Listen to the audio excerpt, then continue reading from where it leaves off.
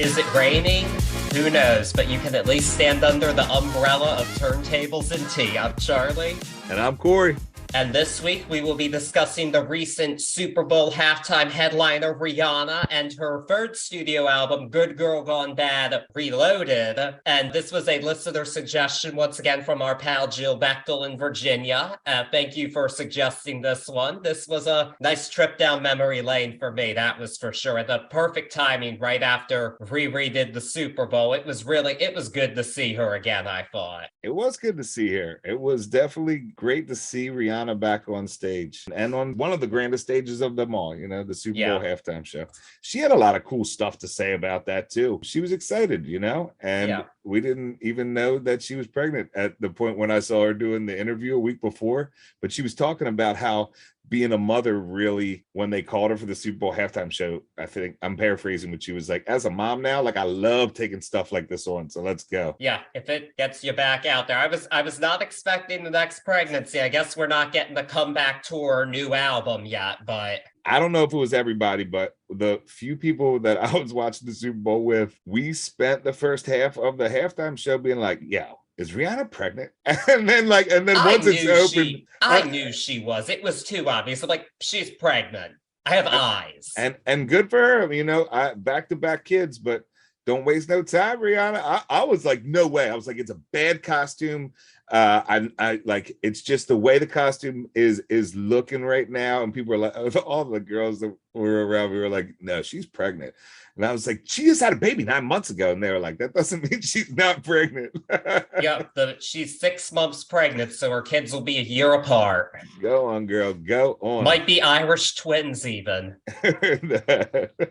But you go on, Rihanna. It was go on, girl.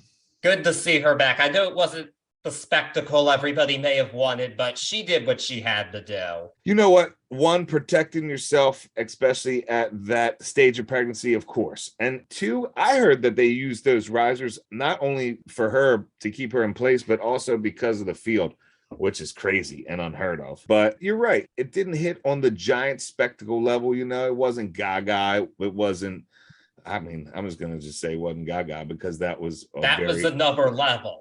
Yeah, that was the epitome of the Super Bowl spectacle, in my opinion. But it was a good show. Yes, it was a good show. And her catalog speaks for itself. And she didn't need any guests. She easily could have brought somebody else. She didn't need to do it. And props to her for that, I say. Yep. She ended up in that same interview saying that she had gone through it. She's a stickler, and you got to see it in her face, but she was like, we've rewritten it 39 times because each little tweak has to get a rewrite. And she was like, talk about putting my whole catalog in 7 minutes. Like it took me a couple of times to get it to where I wanted it, but I think she did a great job. I did too. The only time I freaked out when she started doing all of the lights, I thought, oh, please tell me she's not bringing out Kanye. I'm not going to lie. If she would have brought out Kanye, it would have been fucking monumental. I would have been pissed. Yeah, it couldn't happen. But of course, when it hit, I looked at my buddy and I was like, Kanye coming out? And he's laughing. But it was on everybody's minds. It was like, well, holy moly, is this real? Oh, I was thinking it, but no. I love that track too, man. It's a great song, but do not give a stage to somebody who actually literally said in an interview the Nazis weren't that bad. Yeah, that's all I'm saying. No, of course. It would never happen, but it was like, whoa, is it going to happen? Still a great song, great hook. Yeah, so much nostalgia in just one. And that's kind of our theme here today. We're doing one of her most successful album overall. She only did one song off of it during her show, but the most important one she did, that was what mattered, I think. So yes, there were certain songs, there were like 2 or 3 I knew she had to do. One of them was the hit she did here. Did you think any other ones off this album were going to be played though? I really, really wanted Disturbia. I made a Facebook post, she better do Disturbia. She did not, but it's okay. I could see Take a Bow sitting somewhere in here, but other than that, I don't know. Please Don't Stop That Music, I thought was an easy, actually, on one of the, it was a bunch of questions and everybody puts in dollars and whatnot. But one of the questions was, does she start with Please Don't Stop That Music? Because I just thought that was an easy go-to Super Bowl wise, I was pretty shocked by the opener she chose. Yeah, me too. I was not expecting that one at all. But that's that Barbados Rihanna I love, though. Like, go on, start it off with "Bitch Better Have My Money." Let's go. Yeah. Yeah. You're back. First time in 5 years. That's a great way to open it.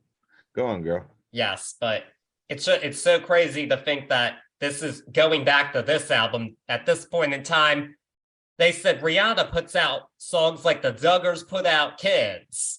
Heard that. Like, that was what it was. This was, I mean, watching that, I just felt like I'm in the Rihanna generation. I was of the time when there was always a Rihanna song on the radio. That was a good bit. It was a very long run. And now, but the thing is, her absence looms over pop music. Yeah. Which is crazy. I can't think of anybody else who does that but she'll do what she wants. That's a good thought. That's a wild one. I wonder who. I don't know if there's anybody to fill those shoes right now. Huh. That's a good one. Good one to think about. We've seen some other artists come up, but definitely there will always be the question of what happened to Rihanna, because she didn't go away. She's just now an entrepreneur. Yeah. She rocked the business and then did the family life. And now she's a mom, yes. Yep. So, yeah. And she's getting the exposure, so that's what matters. But she wasn't a mom when she released this one. No, not at all. She was a young 19-year-old, and this is her third studio album. And she'd come up, she had 2 albums out at this point, and there was a steady line of success growing up. She had some pretty major hits on both of them, especially the second one that had a couple major ones, and it was just kind of like keep going. But this was really the album when she became a true force in pop music. Before she was a name, but she was sharing space with other big stars of the time, like your Fergies, Nelly Furtados, even Gwen Stefani. I was just going to say Gwen Stefani. But, of course, that's an icon in her own right there, Gwen Stefani.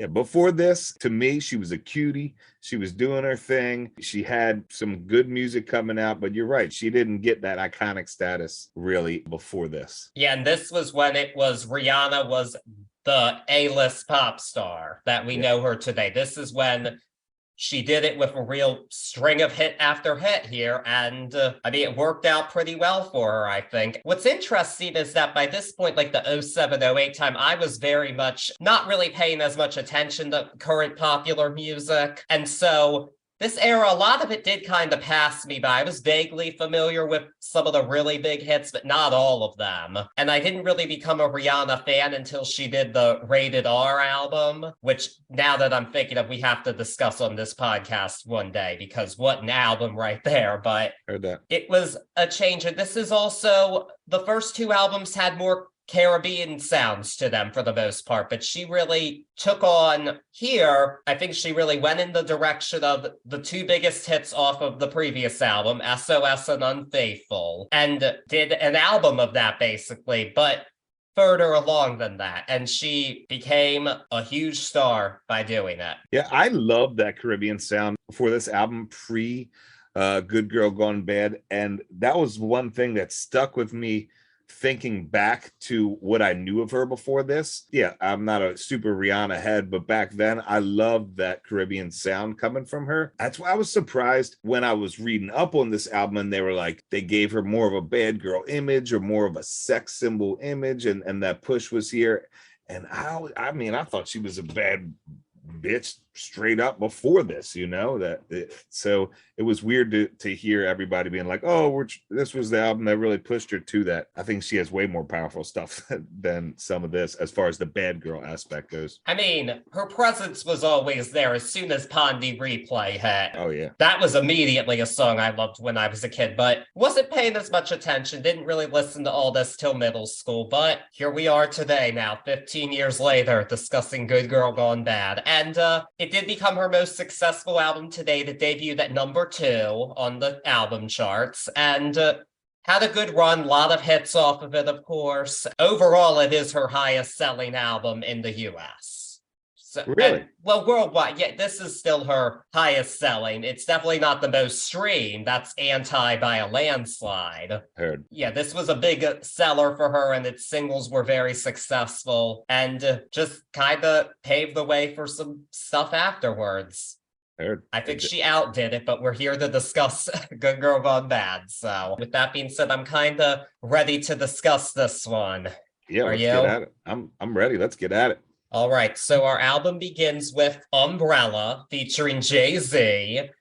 This is the one song that she did at the halftime show. Yeah, this one, it was pretty interesting how it came about. It started about with Tricky Stewart messing around on GarageBand, of all things. And then The Dream, another producer and writer, wrote the lyrics to it, and they created an earworm, that's for sure. They knew they had a hit, but it took some time to get to Rihanna. They had first actually thought of giving it to Britney Spears. They thought she needed our help, she needs a hit via 2007, circa 2007. And apparently Britney never even received the song because Jive said she had enough to record. Which is sad, but at the same time, this song would not have fit on Blackout. I don't think it was the direction in which she was going, so... I just couldn't picture her doing this song. But no. I mean, it's an iconic Rihanna song, so it's very tough to put Britney on it, you know? I will say this, I think Britney makes more sense than the person they wanted to give it to after. Mary J. Blige. Heard that. I mean, obviously, incredible singer, love Mary J., but her voice is too heavy for this, I think. It is a little bit heavy. It's way easier for me to imagine her doing this than Britney, though. Really? Mary J. Blige would put a heavier take onto this song, period. But I could see her doing it. It's just easier for me to imagine her doing it. And I'm trying to fit it on Blackout, like you said right now as we talk. And you're right. There's no place for this on Blackout, I don't think. No, not at all. But there were Grammy obligations that prevented Mary J from hearing the full song, and L.A. Reid basically negotiated this song to go to Rihanna, and it did. And of course, that ended up working out beautifully. This is a Rihanna song, and it got a co-sign from one of the biggest rappers ever, Jay-Z, opening the song with a verse, and he was the one who signed her, but this was the first time he appeared on a song with her. So I guess he really wanted to see his investment pay off, and pay off it did. This song was a #1 hit for 7 weeks in the summer of 2007. I can't think of a more perfect summer song than Umbrella. That whole summer was Umbrella, and you talk about an earworm. This was that earworm back then. I will never forget that, man. This was everywhere, and I don't care. And this is the power of a perfectly produced pop song, or just something that you know is going to be a hit regardless. It's going to get in everybody's ear, whether they like it or not. You know, there was a point that summer where I was like, Ella, Jesus, whiz, Ella, like all we say is Ella. That's all we hear. But the song is a great song. It's just, it's definitely an earwig of a song. If you're Jay-Z and you have this talent right now and you're getting ready to do a quote unquote rebrand of her, this is the perfect spot to put yourself on right on the start of this album. I thought that was genius. Making this album what they said they wanted to do with her, I think you do it right there. It's a good track. Iconic track forever, man. I don't care if you hate it or not. Yeah, it's one of those songs that's like, what else can you say about Umbrella that hasn't been said? It's one of those songs. It really is. And it's a real modern classic. And Rolling Stone, even like in their 2012 list, they put this on their 500 greatest songs of all time. And it moved up even higher for the redoing of the list in 2021. Well, I mean, I can't argue with that. Come on. No, I always thought this had a really, really Jay-Z beat under it too. I still think that. But listening back then, I thought that was genius too.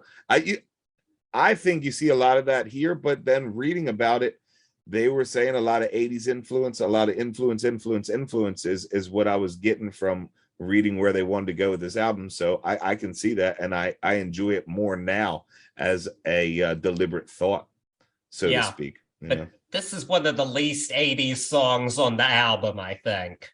Most def, by far. Yeah, because it gets a lot more 80s after this. But I mean, it's just a hard song to deny. And also, the video was hot, hot, hot too. Yeah, yeah. I have to say, I actually bought it on iTunes and had it on my little iPod Touch to watch whenever I wanted, because... Was this the first single on the album? Yes. It's a bold move to put it as an opener too, but I really think I stand behind its placement on this. I think it's a great place for it. Oh, I completely agree. I don't know. There's only one other song I think you could have started it with, but it wouldn't have been as impactful as this. Heard that. Bring Umbrella, Ella, Ella, A. I just want to sing it. Oh man, it's the simplicity and redundancy in this beat that makes it so earwiggy, but so genius. And Rihanna just knows how to do that redundancy as a vocalist. She does. It's a great point. I mean, hello, we found love. That's all. I just wanted to put that out there. I was so happy to hear that Sunday. Love that song. Yeah, that's me and my wife's first song. We worked at a restaurant together that we always laughed. We found love in this hopeless place. That was our jam. Yeah, I was happy to hear that one too. Unfortunately, we can't talk anymore about We Found Love. It's not on this album. True. I wish it was, though. I love that song. But anyway, we get a very 80s influenced song with our next track 2, Push Up On Me. This one was produced by J.R. Rodham and Makeba Riddick, and J.R. Rodham had produced her #1 hit on her previous album, SOS, which had a sample of Tainted Love by the Soft Cell. So made sense for her to do it. And I will say this automatically is one of his better compositions just because it doesn't begin with that awful JR. Because that was on all his songs. It was so obnoxious, but he didn't do it here. Thank God. Because that was one of the most annoying things in popular music at a point in time. Anyway, this song does sample an 80s hit, Running with the Night by Lionel Richie. And not the most obvious Lionel Richie sample to use at all. I would have thought you would have sampled All Night Long or even Dancing on the Ceiling before this one, but I think it works just fine here. I mean, it's a sexy song. This is her being real flirtatious. She's doing her thing. It's a fun, catchy song, and she's having fun with it, I think. I don't think it's, like, single-worthy, but I think it's a cute song. Yeah, this was a single? No, it wasn't, but I don't think it should have been, I'm saying. It's not, like, that kind of... I don't think it's, like, a super deep lost gem should have been a single kind of song, but it's a cute, fun tune. It is a fun tune. It's got that Miami bass feel, but a lightness of that Miami bass feel. I really love the way this song builds, the way the beat builds with the chorus. I really enjoy it. It's a dirty, sexy song. You use the word cute, but she gets. I like this. It's sexy, and it's not her usual sexiness. If I go back to like originally when this came out, it's not that Barbados sexiness that I was talking about before. It's sort of a more evolved one. I was surprised at this, like reading about it now, that this wasn't one of the Timbaland beats, because I enjoyed this beat so much. And I totally agree with you. Thank God we didn't get the at 2:32, they strip it away and bring it back. And I really like the way they did that. And I don't know if it was a conscious decision, but that breakdancing beat behind her being the one that says, I'll be the one to break you down. So that break beat behind Break You Down, I love that. I don't know if it was on purpose, but it works. I think I call this song cute because I think just knowing her as we do, in the years after that, her sexuality was much more brash in some of her hits after this one. Like, this is cute in comparison to some of what came afterwards. That might be an understatement. It is. Like, this is child's play compared to what we got after it. Heard that. That's all I'm saying. So that's why I say it's cute. Because, like, Good Girl Gone Bad, you ain't seen nothing yet. We're not even at Rude Boy yet. Heard that. But anyway, we're not getting sexy again yet for a while. We are going to just go to the club for our next song, another very 80s song, Don't Stop the Music, produced by Stargate, who are the producers of several songs here. And it very noticeably samples Michael Jackson's Wanna Be Startin' Something. And I was an 11-year-old little snob. When I heard this song, I just thought, the original's better. I don't like this. But I'm not gonna lie, no, this is a banger. It's just a great dance song. She's having fun with it. Like, I wanna take you away, DJ, let it play. Like, you're grooving to it. You are really grooving to it. And it's still not wanna be starting something. No. But it uses the sample well, and it's just a very fun dance song that a lot of people responded to. It made it up to number 3 on the Hot 100. It's crazy to me this wasn't number 1. I feel like it was. Yeah. But it wasn't, so... Looking back, I would have bet on that it was, the way it was played. Yeah, I feel like it felt like it was a number 1 hit. I heard this more than most of the number 1 hits that year, frankly. This was inescapable. If there was a night back then that you didn't hear Umbrella and Please Don't Stop at the bar, something was wrong. We were, I was just always there, you know? Oh, yeah, but there is a tiny bit of baggage with this song. Manu Dibango, I hope I pronounced that correct. So he is a man from Cameroon, a musician who did the song Soul Makasa in 1972, which is where the Wanna Be Startin' Something sample comes from. Yes. And Michael Jackson secured the rights to it and owned it. And so Michael Jackson is credited as a writer on the song, but Manu Dibango is not. And he sued because he said Michael Jackson had not, or his people had not contacted him about the sample. And so he sued both Rihanna and Michael Jackson, but he did end up withdrawing the case because it just was going to take too much time. That's a tough one. You figure when Michael Jackson got those rights, that would have all been settled. You know, that's a shame that it can keep coming up like that. I suppose it really is, but I don't think it doesn't ruin the song at all, knowing that it's still such a fun tune to listen to. Yeah, I mean, you talk about of all iconic Michael samples you could have used, in my opinion, this one could have went the wrong way. I think it was handled really well. Like the way that sample is faded, like it starts off way behind and then is faded in. I really like that. I like the muted into the slow fade on that. The composition on this song is super solid too. Maybe it's the subconscious listener in me, but when I hear the Michael, this song, in my opinion, could have benefited from like one of the old school Michael Jackson breaks in the middle, like the breakdown of the song and build back out. Because sometimes this song, or just this song period, the redundancy on this composition leaves me wanting a bit. I must say though, as a placement on this album, it's as close to a bullseye as you can get, coming right out of Push Up on Me. I don't even think there's a second break, and it rings perfect right there. I really like where this is on the album. I completely agree, and I also think it's a great lead into the next song, track number 4, Breaking Dishes, the most beloved non-single of the album, I would say. And rightfully so. So this is a woman done wrong anthem. Like, she's responding like, she's like, what I'm burning is your attire. I'm breaking dishes. I won't stop until I see police lights. Always loved that. This one definitely, I can tell, was very Beyonce influenced. That was very much the vibe I got from the song. But I have to say, I think Rihanna has a bit more fun with the song than Beyonce would have at this point in time. I just like her vocal stylings on this. She plays this part well, but I also feel like the song's so darn catchy that you can't take it too seriously. We're also just having a fun here. It's kind of campy almost the way she's doing it. And so I've always enjoyed this one. And I remember the first time I heard of this song, a kid I went to daycare with told me this was their favorite song. And then I heard, I can see why this would be someone's favorite song. Heard that. It's a good song, and it's a powerful one. This pushes us to the edgier bit of Rihanna.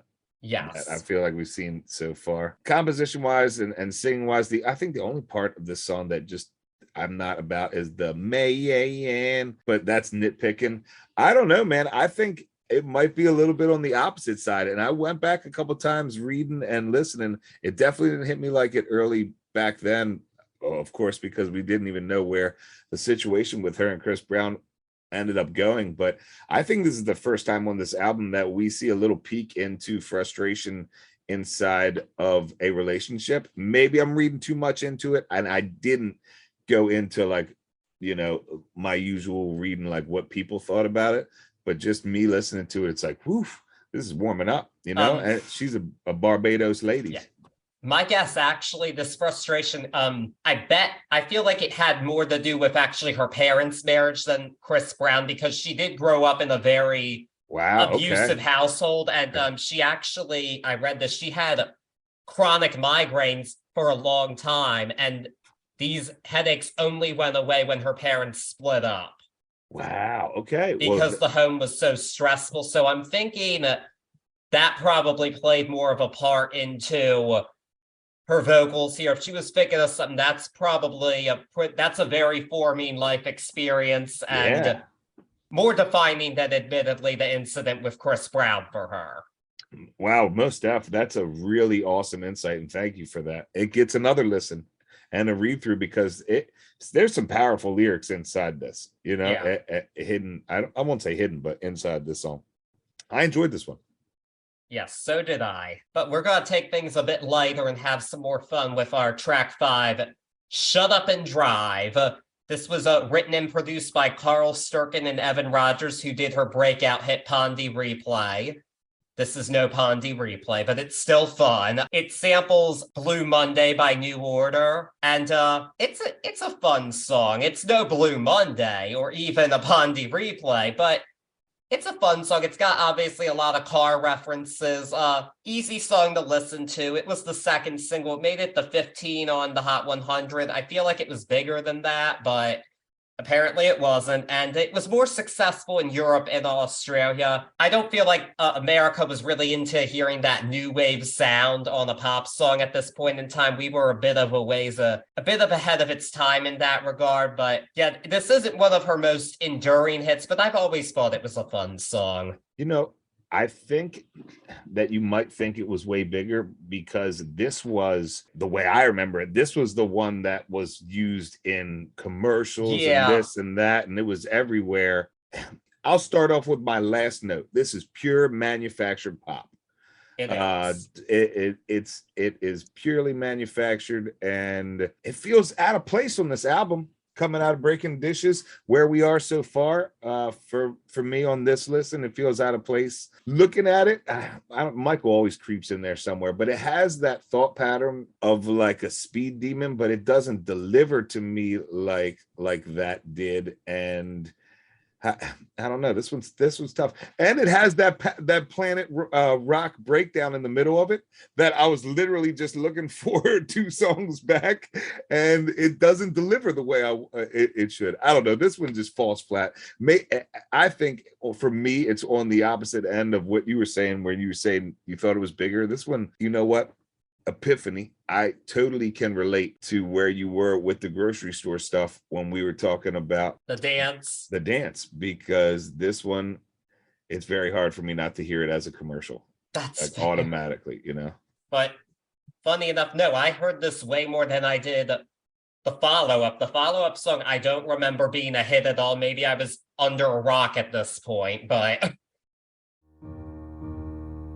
Inspired by the life of the savvy and ambitious Colombian businesswoman Griselda Blanco comes a new Netflix original limited series. Griselda tells the story of a devoted mother who, with her lethal blend of charm and relentless savagery, creates one of the most powerful cartels in history. Witness Sofia Vergara's captivating transformation into the godmother of the underworld. Griselda, streaming January 25th, only on Netflix.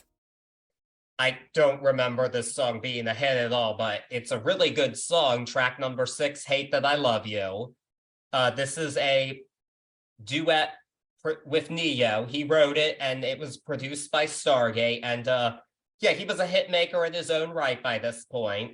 And he wrote Unfaithful on the previous album. That's why I feel like they wanted to go in that unfaithful direction, have some kind of light ballad material for Rihanna to do here.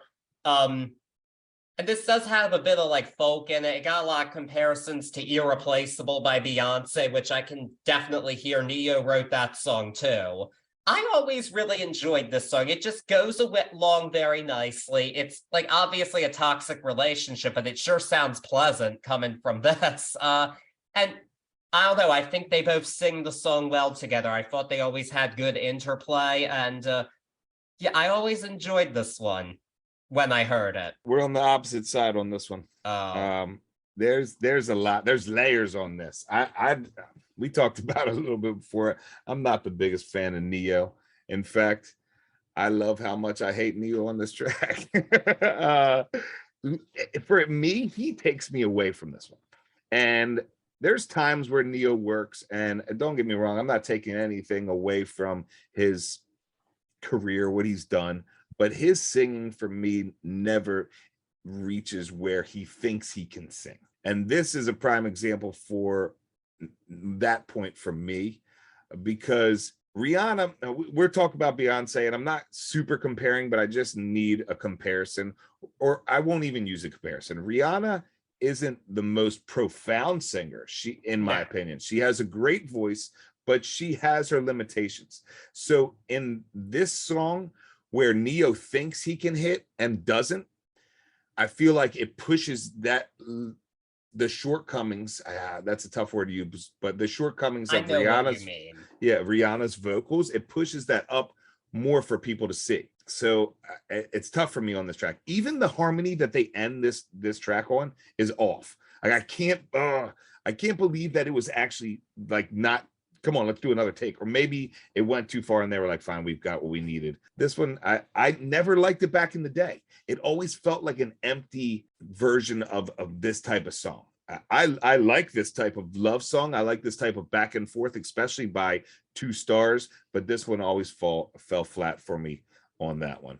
Okay, we are on the opposite end there. Agree to disagree, but a lot more people agreed with me. It made it the number 7 on the Hot 100. So. Oh yeah, even back then, people were like, "You're crazy," and I used to sing it. I'm not even going to try or kill anybody's ears, but I used to sing it with a hate, like or making fun of it, like because it always sounded like that to me. It was just flat. Damn it. I hate the hate on Rihanna, but not this track, girl. My bad. It's okay. I wonder if we'll be on the opposite end for track 7. Uh-oh, here we go. Let's see. It is track 7 is Say It. This song samples a song called Flex by Mad Cobra, and it was produced by Neo the Matrix, who has worked with hip-hop artists such as Rough Riders and one of your all-time favorite rappers, Jadakiss. Stir me up here. Yeah. I was about to say, you'll take Neo over Jadakiss, I'm sure. I don't know. Neither of them get invites to my parties. Oh. But yeah, this is definitely my least favorite on the album. I've always found it a bit cluttered musically. There's just too much going on. The backing vocals always irritated me.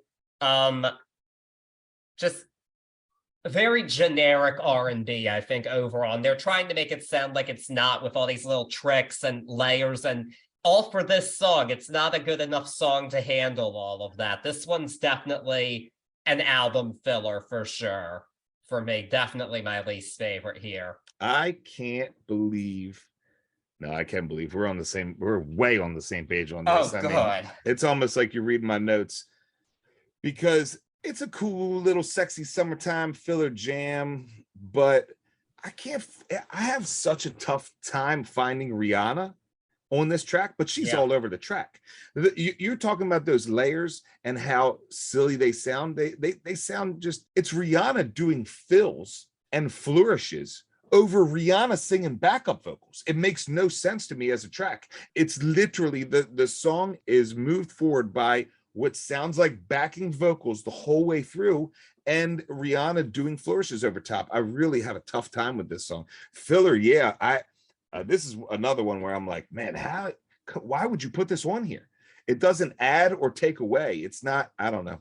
Did it have critical acclaim? Did this wasn't a single or anything? Not at all. No, yeah. This never would have been a single. They just need to pad the album out. And I mean, why? You would have had 11 tracks at that, or on the first one, but you still would have had what, 15 tracks? I don't know. This is overall, yeah. This was there was no need for this song at all. I don't know why it exists. Yeah, no, I'm glad you were there. I'm glad that you heard it like that too, because sometimes I think that I'm the only person that hears it like that.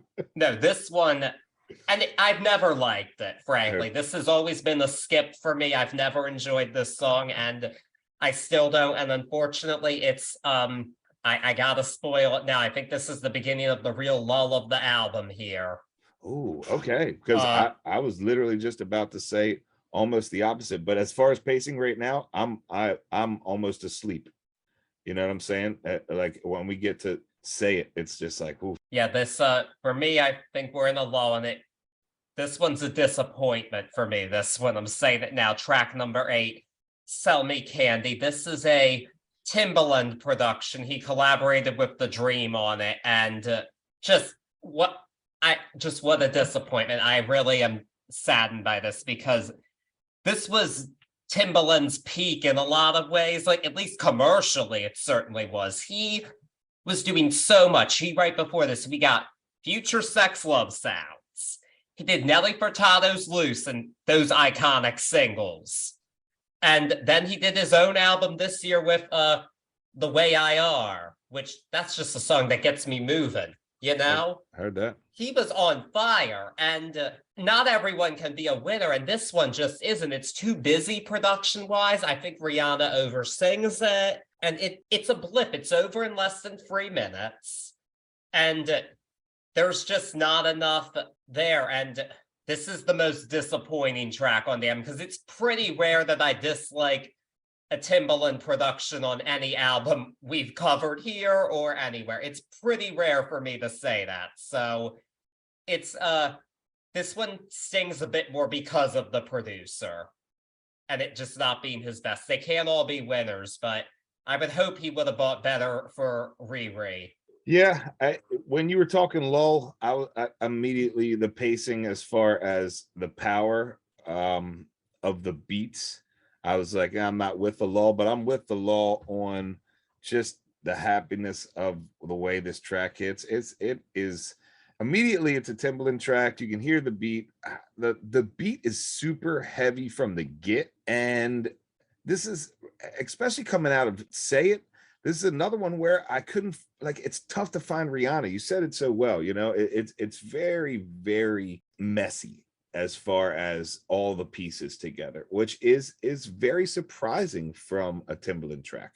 It's also very short. So, you know, my imagination goes to play there. And I wonder if it was, even if they knew it wasn't successful when they recorded it and they were just like, all right, get it done and over with, which you don't expect from either of these artists.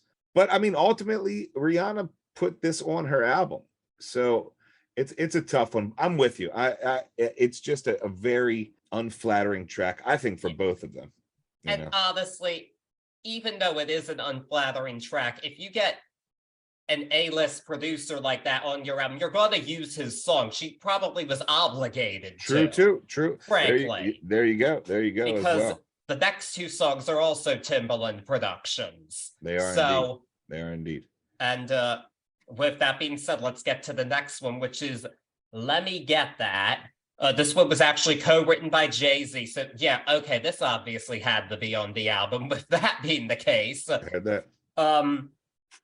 It's better than the previous song. I feel like there's definitely some Caribbean elements. What this one really sounds to me like is actually the go-go sound that really went into the mainstream big time with Beyonce's Crazy in Love was the biggest example of that kind of song.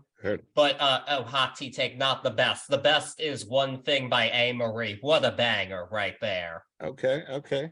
But I just wanted to say that any chance to praise that song, I will. Because what a beautiful piece. But this is no One Thing or Crazy in Love. And it's not even full on go-go like that. It's just, still a bit busy for me. Production wise, not to the extent the previous one was, but it's just still, it's easier to find Rihanna here than it is before, but it's still, her presence isn't all the way there. It's just never been one of my favorites. This is one that's like too many tricks don't make up for a mediocre song. Yeah.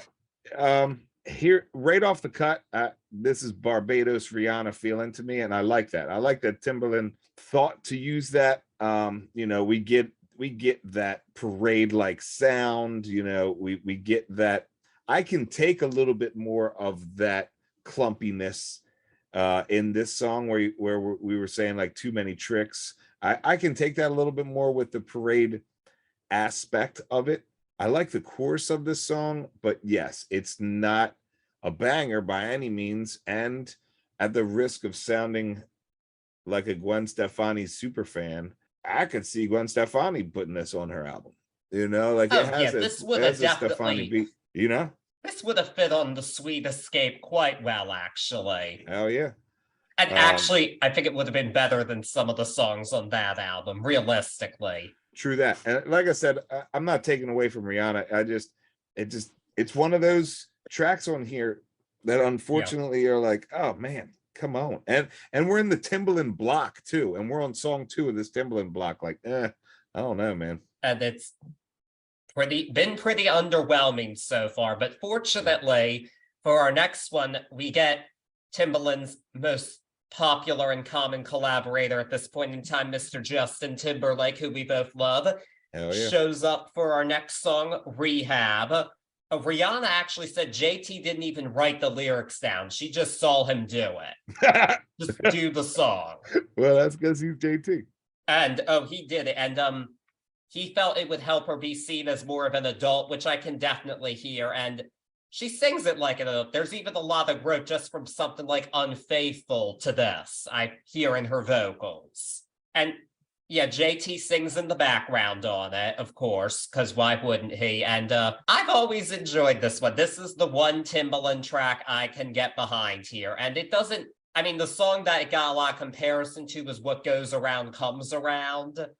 I don't think it's quite as good as that song, but I did always enjoy it. And I love it. It's like, gotta check into rehab because you're my disease. That's just always gotten me. I've always felt that. Yeah. Timbaland and Timberlake on this track. Take Timbaland out for a second because he does great. It's a great track, but Timberlake on this track, in my opinion, has leveled it up. And I'm not talking about his singing behind it, but him on this track with an early 19-year-old Rihanna. You can tell the level that he takes her to on this track. Yeah. This track is so much, in my opinion, this track is so much more sophisticated than the rest of this album almost. Yes. And on another level. The composition of this song speaks to her strengths. I talked about shortcomings earlier. This one speaks to her strengths and she kills it. Super powerful lyrics inside too. You just said it and sang it. That line is so glorious. Yeah. It doesn't take me out of the song. This is just me. I swear to God, I can't. Every time I hear the song, as soon as it's over, I start singing Cry Me a River because in my head, they're so close. But again, it's just an elevated, sophisticated song. I love the way this song came out. And I think it's a little hidden back here because you come in almost after 2 skippers, and in my opinion, or close to 2 skippers, and it's all the way out here. Hot tea take. You want the really hot tea? I'm spilling it and burning myself. You could put this up for Hate That I Love You Boy, and I'm not sad to see Hate That I Love You Boy leave. And I know that's a hot tea take, but and that's not the neo hating in me either. I mean, I see where you're coming from, but it's just that much more of a sophisticated song. I love this. I love this sound for her, and we see it so much more later on in her career. Like, you're so right, we got to do rated R, but like this is Rihanna, you know. Yeah. And this was the 8th and final single from this album. It was released after the Reloaded tracks were all singles, and I didn't hear it. It wasn't really a huge hit. It only made it to 18 on the Hot 100. This is definitely one that should have been bigger. I agree. I don't remember hearing this at all back in the day. No, this is definitely one of her most underrated singles, easily. Shame on you, America, only making this a top 20 hit. This should have been much higher. here we are. I mean, of course, it was on the original album, but we were talking about fifth single the other day, and now we're all the way to eighth single. And she's still doing all right. 18 for the eighth, I guess. If we do average, that's pretty good. Oh no, it's very good. It just is lower than the other ones here. Yeah, of course. But I mean, I don't think she was too upset because she got 3 of the singles went to #1. Hell yeah. So I guess how upset can you be? But this still deserved, Rehab deserved better still. Yeah, it's a good track. Yes, it is. And now this sophistication continues with our next song for sure. Question Existing. Ne-Yo wrote this one with his collaborators Shay Taylor and Jay-Z once again. Heard. And this one, it really tricks you. You think this is going to be a sexy slow jam at first, but it's not. It's actually about the pressures of fame, and we get a nice spoken word from Rihanna where she says, "Dear Diary, it's Robin," her real first name. And yeah, definitely the most vulnerable tune here. I do wonder hearing this, because clearly she was definitely a success by this point in time. Nobody will deny that. But I wonder if while doing this album, when Ne-Yo wrote the song, I wonder if he knew how big she was going to blow up after this. Because was she famous by 2007? Yes. As famous as she was about to be? No. That's why I have to wonder. That's a cool question. I wonder. The placement on this is really awesome. Yes. And yes, you hit the nail on the head once again. The sophistication stays here. Where I thought there was going to be a front heavy song for me, there was enough editing. We go back to the sophistication, but there was enough editing in this production that I really think it made it shine. I like the effect on her voice here too. I like how they do that back and forth that lets us know that it is, or I talk about subconscious listener again, lets us know that it is an inside the head thought. This is an inner monologue, and I really like that a lot. This is a cool track. Yeah, I completely agree. And then we now get to the end of the first edition with our track number 12, the title track, Good Girl Gone Bad, another Ne-Yo Stargate tune. Definitely a bit of the folk vibe, like Hate That I Love You a bit, but not like that song at all. This is about society's expectations for women. And I love like once a good girl goes bad, she dies forever. And it's made that this is where Rihanna got a bit more of a provocative image on this album. But I like that it ended with a knowing commentary on that. I think that was really smart. Because by this point, we'd seen other good girls go bad and gotten really crucified in some ways in the press for it. I mean, Britney and Christina, they just went through the ringer with this. And I feel like Rihanna was a bit more knowing, though I also don't think that her transition was as jarring because she was never associated with Disney. Yeah. But I think you make a great point here, and it's a really awesome sense of closure and sense of awareness here that comes straight through on this song. And even the first run on this was the ending song, and I think it leaves the listener calm. And it's a nice ending track, but that closure is key, and you're right there on it. That is a crucial point to this song, or a crucial piece of this song. Yeah. So I think it's a good album ender and a good title track, I think. Yeah, definitely. So there we have it. But TIAA is on a mission. Why? Because 54% of Black Americans don't have enough savings to retire. So in collaboration with big name artists like Wyclef Jean, TIAA released Paper Right. New music inspiring a new financial future. With 100% of streaming sales going to a nonprofit that teaches students how to invest. Stream Paper Right now and help close the gap.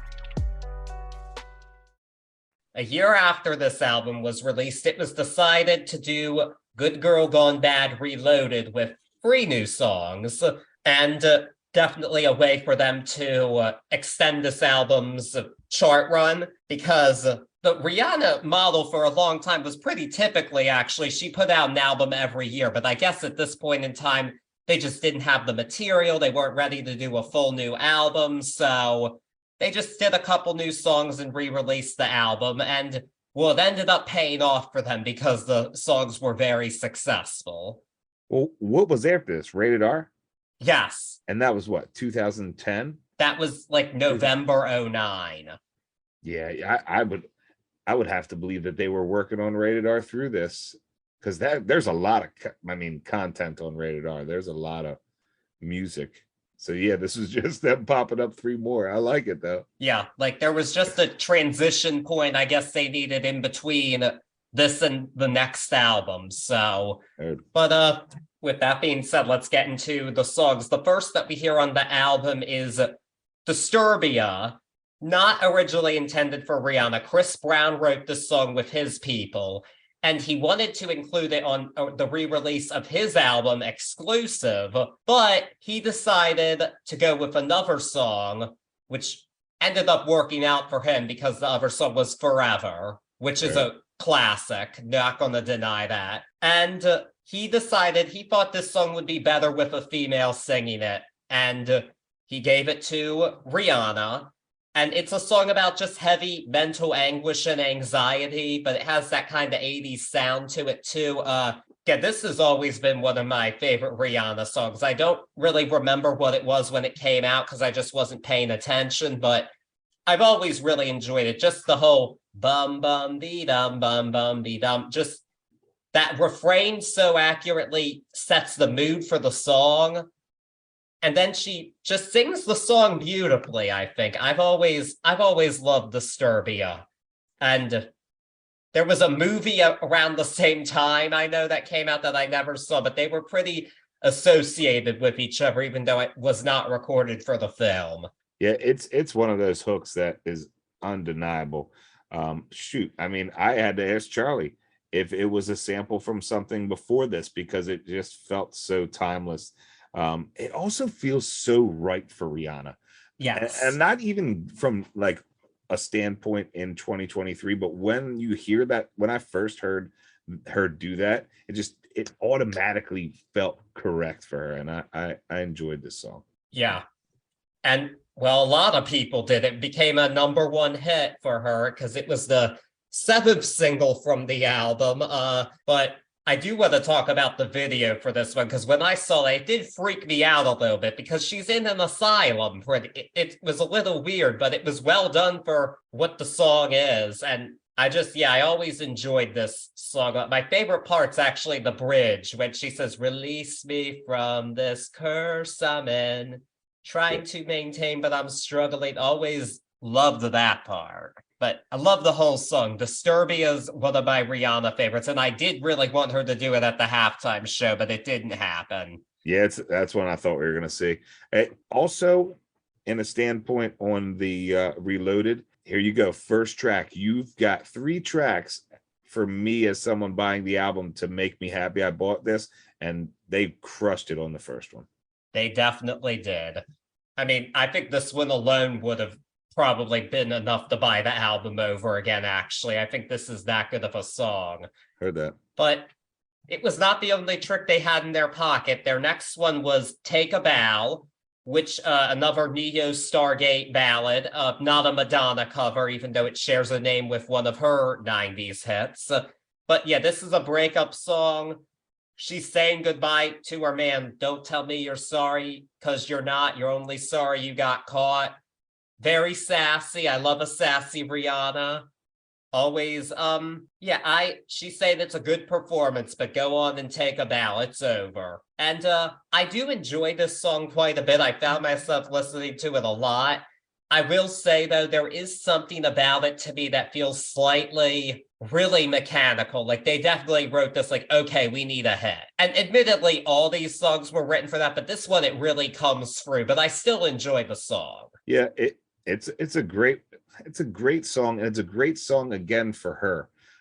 This is the second one from the Reloaded that I've said this, but this was one that I really, in all honesty, this needed to be here. This is what was missing on the first release of the album from me. Even with Rehab, I wanted to hear a song where she let it out, and I wanted to hear a song where it was predominantly her, with no effects and things like that. So I really enjoyed this. And again, I think it's something that the first release was missing. This is that piece. So kudos to them for getting that on here. Now that I think about it, it does have a very regimented composition. So I can see where you're coming from there. And maybe, a lot of these, I'm glad you said that, because I was going to touch on it a little bit, but a lot of these were made to be hits. She's 19 years old. They were pushing around on this album, and you can feel it. And it ended up working because this was a chart topper for her. It was the 5th single, the first from the Reloaded edition, but another chart topper. Can't argue with the results there. Nope. And now our 3rd and final bonus track. This one appeared on 2 different albums, actually.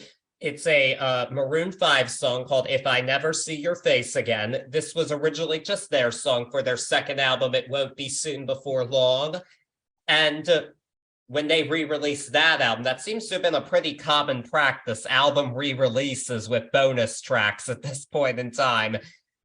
He decided to do a duet with Rihanna on the song, and he said there was magic between them.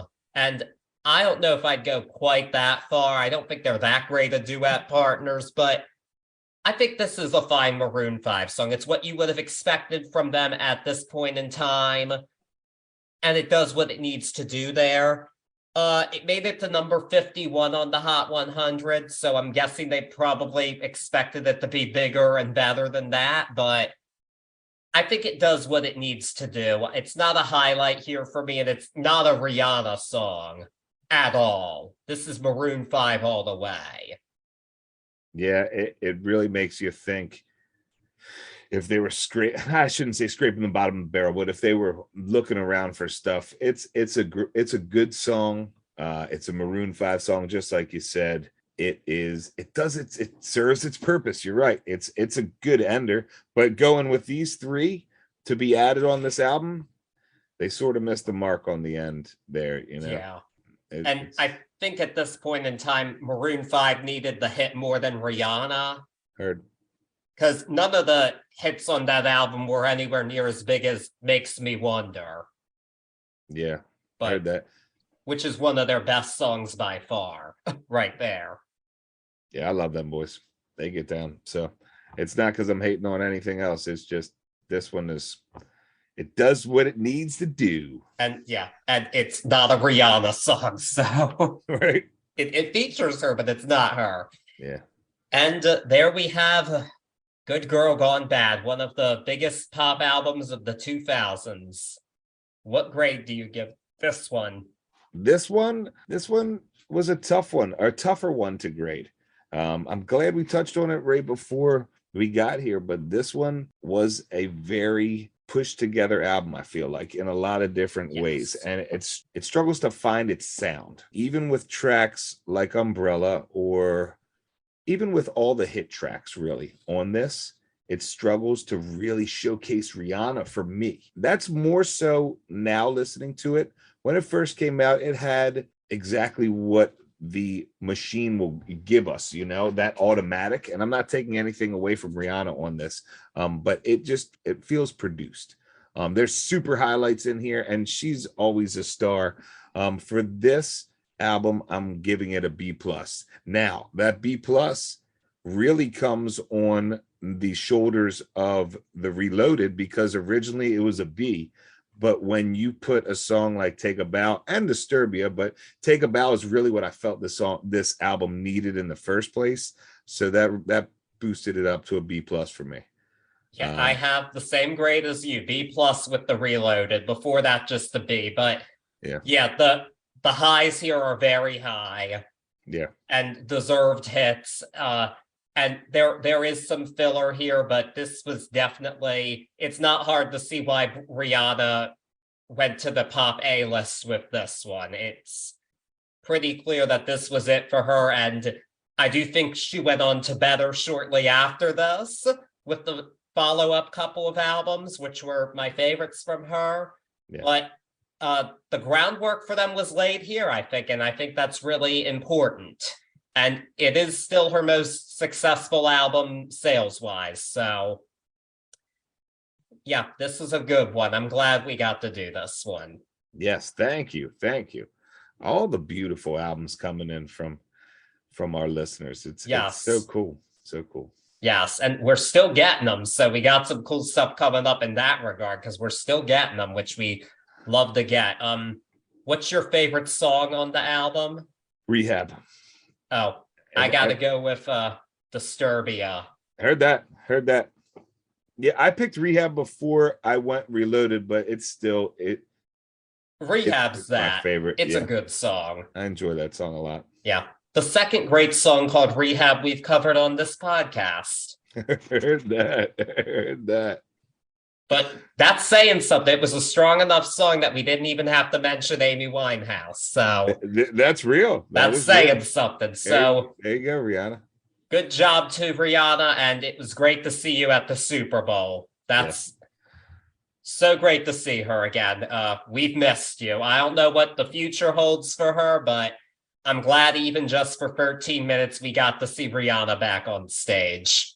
Yeah, it was awesome. Yes. And now we're about to end out our Super Bowl month. And so can you tell everybody what you've picked for us to do? All right. An artist who has graced the stage more than once at the Super Bowl halftime show. Yeah. But this album is with a couple other guys that he picked up along the way. That's the understatement of the year. We're going to do Evening with Silk Sonic, the Bruno Mars group. Silk Sonic. I guess I can say the Bruno Mars group, but for the point here, An Evening with Silk Sonic. This is one that I can't say that I haven't listened to a million times, and I'm excited to do this one with you, Charlie, for everybody here, because there's some beautiful music on this album. Yeah, I know the singles off of it. I was telling Cory earlier, this one kind of went under the radar release-wise for me because there was other stuff that came out at the same time that I was digesting. So I'm excited to give this one a listen. I'm looking forward to it, and gotta love some Bruno Mars. So in the meantime, while we are waiting for that, you can follow us on social media at Turntables and Tea Podcast on Facebook and Instagram, and also subscribe wherever you're listening to us, whether it be Spotify, Apple Podcasts, Amazon, Audible. We're on all of them. And we appreciate the support. And until then, we just ask that you leave the door open for us next week. Peace.